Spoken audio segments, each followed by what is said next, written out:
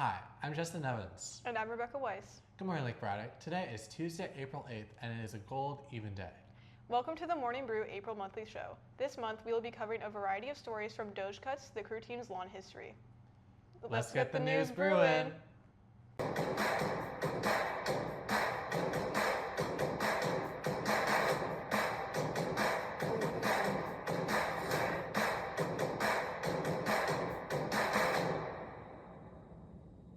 Since January 20th, the Department of Government Efficiency, otherwise known as DOGE, has been taking measures to cut national spending. We investigated the real costs of these cuts.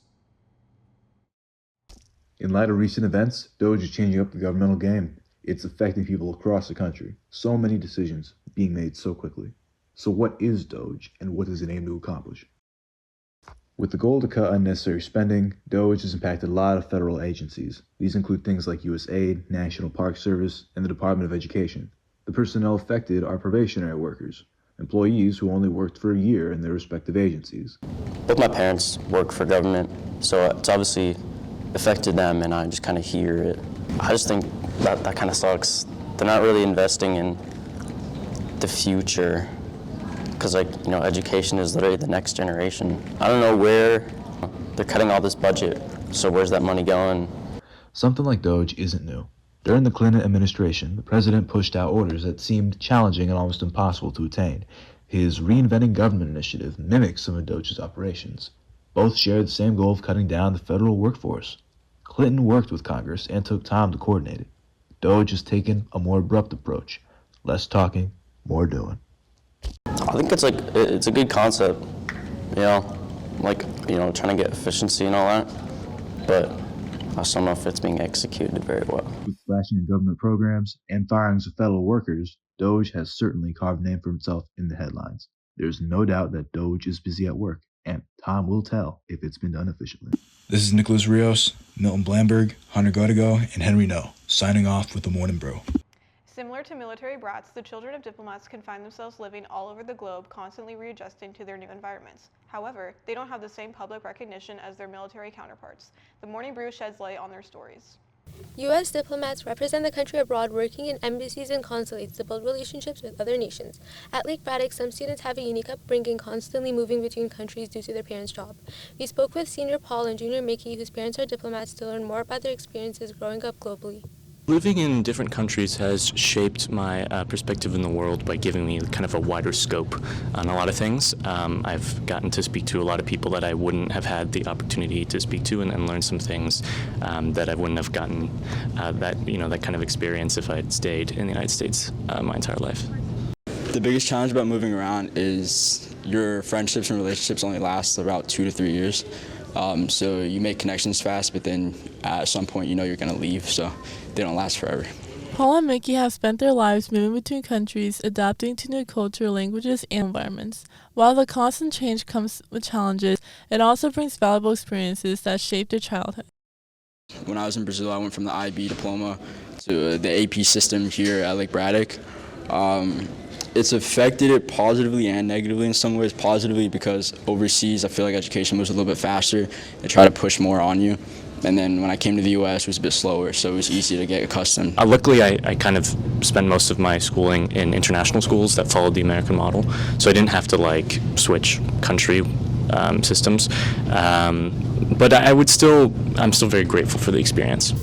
Though their time in one place is often short, Paul and Mickey's experiences have given them a home in many places around the world. Signing off, this is Tala, Hannah, and Ann with the Morning Brew. Concerns of AI leading to diminished critical thinking skills are growing. The Morning Brew considers teachers' fears and the work AI is causing for them. In recent years, education has been impacted by artificial intelligence in many ways. The Morning Brew decided to see how AI has been affecting education as a whole, what teachers think of the tool, and how teachers have been combating the misuse of AI in their classes. I teach DE composition, which is all about writing, and therefore the kids are not learning the skills that I am trying to impart. AI affects critical thinking by providing quick and easy information that makes research faster. which can limit learning, growth, and creative thinking. I think that AI erodes critical thinking skills, and in fact, I'm not the only one. There have been social sciences who have conducted studies, and those that use AI regularly end up losing some of their cognitive abilities because of it. My intuition is that it is maybe detrimental to critical thinking skills because you're relying on an outside source to immediately give you the answer without doing the work yourself. Taking away our abilities to discern, what is coming from our own, cognitive development or things like that, from our own thinking, and something that is done for us. AI affects not only the English community, but the art community as well. If I get something that looks suspicious, I can do a reverse image check or reverse animation check. I also know people that have been professional artists for decades and then it's hurting their livelihood. According to Harvard, half the teams surveyed have used generative AI, but few use it frequently. I think that AI is a clear and present danger for our society. I'm not talking about just academic dishonesty or anything like that. I'm talking about in eroding our critical thinking and kind of blocking our creativity. Think twice and consider the consequences of AI. This has been Gregory, Elmira, and Rebecca signing off with the Morning Brew. With over 100 rowers and nearly 25 years at Lake Braddock, the crew team is still struggling to get the recognition that they deserve. The Lake Braddock crew team recently had their 25th anniversary as a sport at LB. With this long legacy, it's surprising that crew is still just considered a club sport. For the last 25 years, Lake Braddock has had a crew team based here at Bull Run Marina. We started the team with about 25 people, and we have been as big as 120. Our current number is 100 athletes. In Fairfax County, there is a rule that all schools have to be able to offer the same program. And right now, not all schools are able to offer crew. So since we aren't considered a full sport with the county, we are not part of VHSL. We do, however, still have to meet all of the rules. We asked crew members how not being a VHSL sport affects the team overall. Just because we're a club sport and a club team doesn't mean that we're any less of an athlete or any less of a team. And we consistently go to states, win, or go to nationals. And like last year, we got 13th in the V1-4 nationally, and nobody knows about it. I feel like a lot of people don't even realize there's a crew team either. People are like, oh, what's crew? What's rowing? There's a crew team. So I feel like it could just get like a little bit more school recognition when we do well at races and stuff. We hope the crew team continues to grow and receive more recognition in our community. This has been Hannah and Alexandra signing off with the Morning Brew. Now to our sports commentator, Adam Hazara.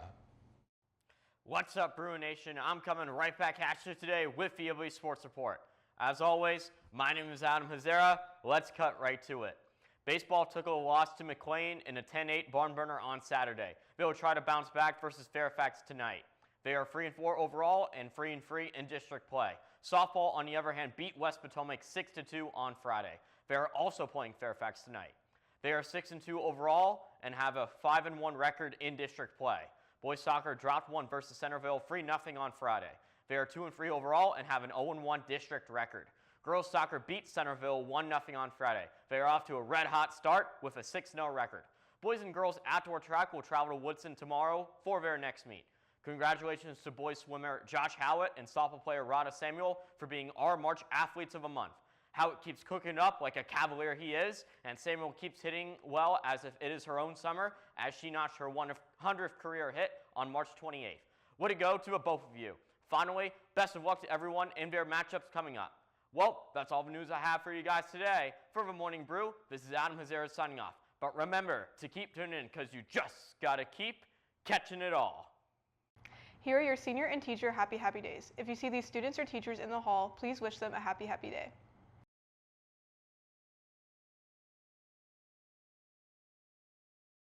Well, the news is over. And our cups are empty. See you next time on the Morning Brew.